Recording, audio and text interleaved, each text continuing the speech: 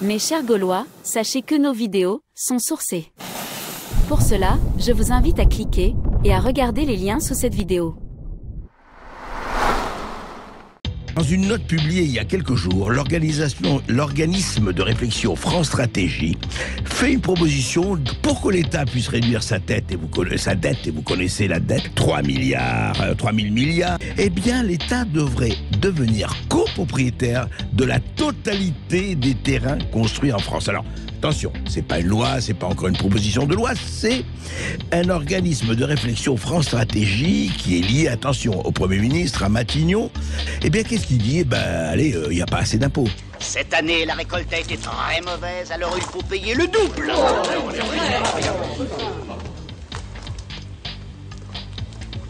Les impôts, tout ça, c'est pour le roi. Mais voilà, on a trouvé, France Stratégie a trouvé la solution. Eh ben, écoutez, vous serez plus propriétaire, en tout cas, de votre terrain, mais pourtant je l'ai acheté, ah oui, mais vous serez plus propriétaire. Qu'est-ce que vous en pensez? Qu'est-ce que ça veut dire? Qu'est-ce que ça traduit? Le précédent, c'est le fait qu'il y avait un contrôle technique des logements, c'est une proposition de loi macroniste qui n'est pas passée, oui. Où en fait, l'État pouvait vous déposséder de votre logement s'il le considérait pas assez décent. You will own nothing. And you will be happy.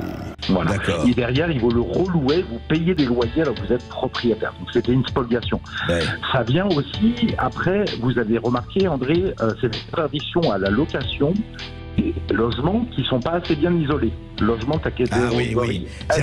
Si vous ne pouvez pas isoler vraiment comme il faut selon les normes européennes et françaises, vous ne pouvez pas vous louer votre appartement, c'est ça?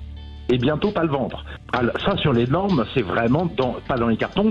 C'est une loi qui est prévue par étage jusqu'en 2030. Donc vous avez raison, André. C'est une spoliation d'un des fondements de la Déclaration des droits de l'homme et du citoyen, qui est la propriété privée. Oui. En fait, qui est imprescriptible normalement, c'est l'article 2 de cette déclaration. Et finalement, l'État se sert, il s'en fout.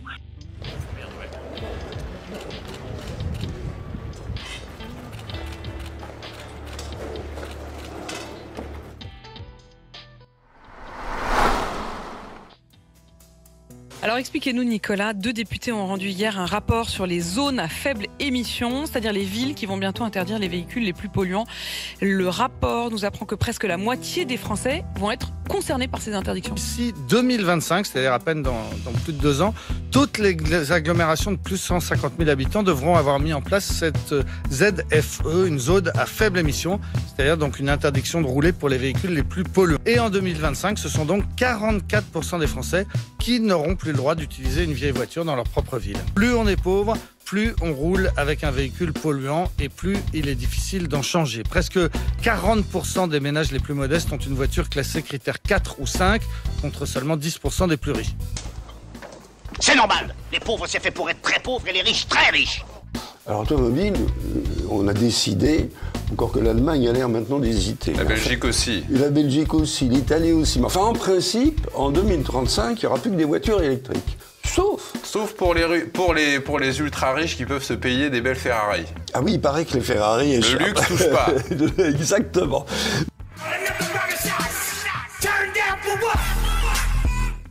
Donc, la voiture, elle va être plus lourde, elle va être plus chère, elle aura une autonomie extrêmement faible qui n'est pas gênante pour aller travailler tous les jours.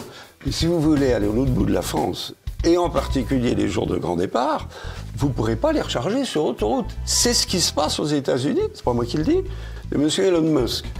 Une voiture électrique, ça émet beaucoup de CO2 au moment de la fabrication des batteries.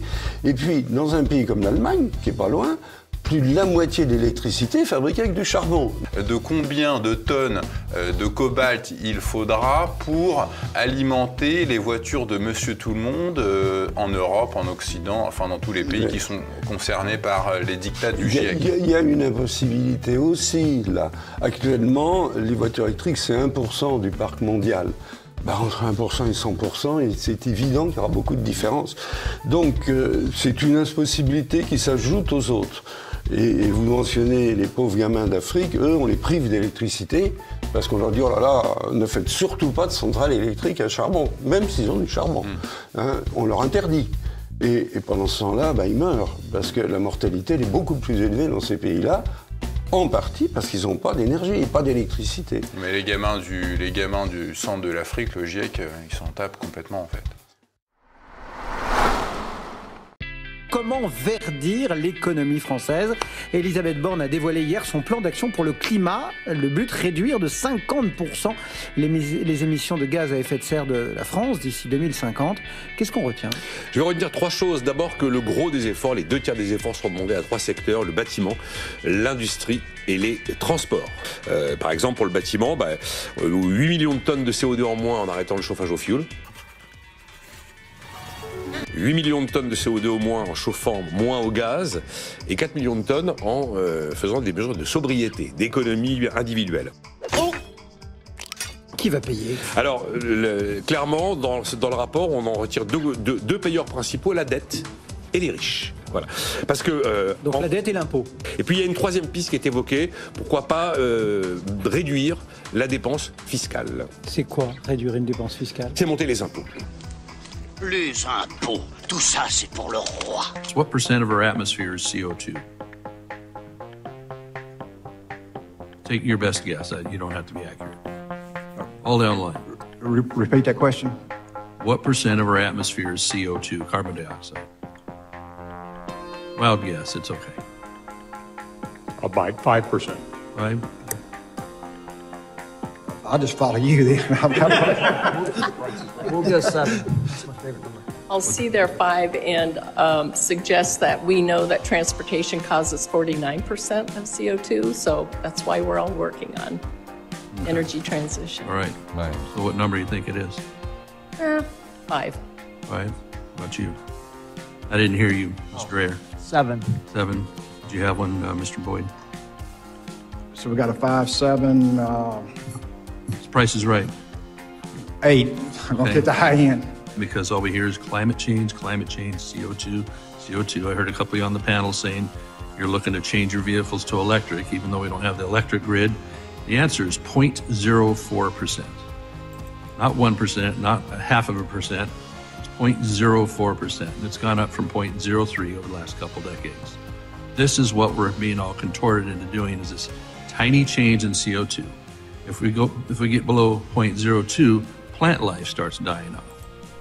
And somehow we have to make changes that will bring that down to 0.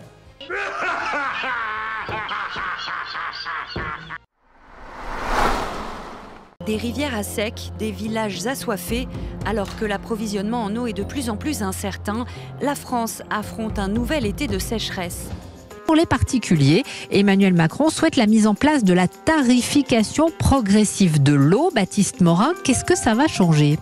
Eh bien, j'imagine, Hélène, que si je vous demande quelle est votre consommation d'eau, vous n'en avez aucune idée. Rassurez-vous, nous sommes quasiment tous pareils. Nous avons une idée de ce que nous payons en électricité ou en gaz, mais pas de ce que nous payons en eau. Et c'est bien ce qui changerait avec la tarification progressive.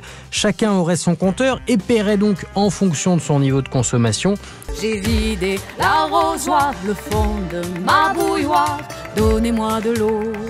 Eh bien, ça a été confirmé en octobre dernier, donc il y a plus de 6 mois, par le ministère de la Transition écologique, Christophe Béchu.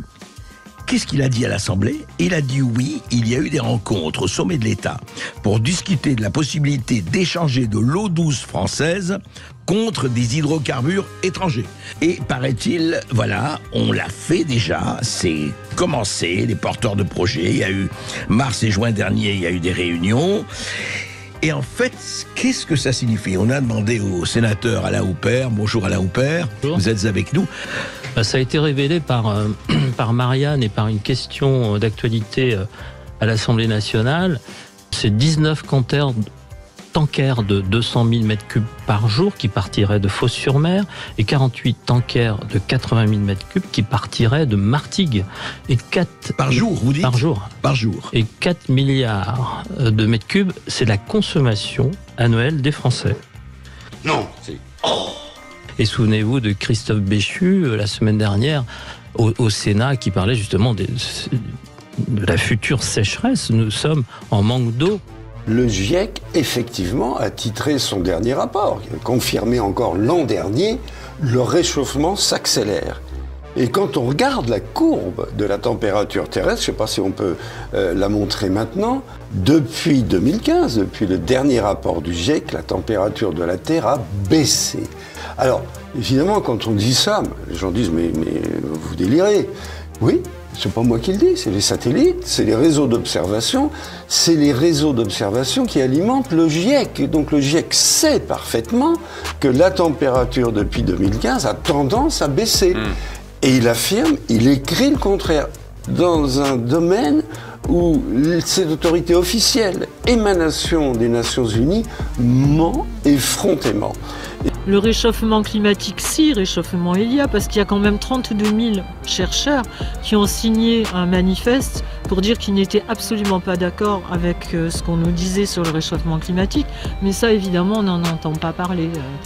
Comme le Philippe Verdier de la météo d'Antenne 2 qui s'est fait virer dès qu'il a osé dire qu'il en avait marre de raconter des mensonges à l'antenne. Une vague de froid sans précédent plonge la majorité du pays dans des froids records. Les températures ont atteint les moins 48 degrés. Chers Gaulois, si vous avez aimé cette vidéo, pensez à partager, commenter, cliquez sur le pouce du haut et abonnez-vous. Débit ? Tu as oublié le plus important. Si vous souhaitez que nous puissions continuer de vous fournir un travail de qualité, vous pouvez également faire un don sur Tipeee.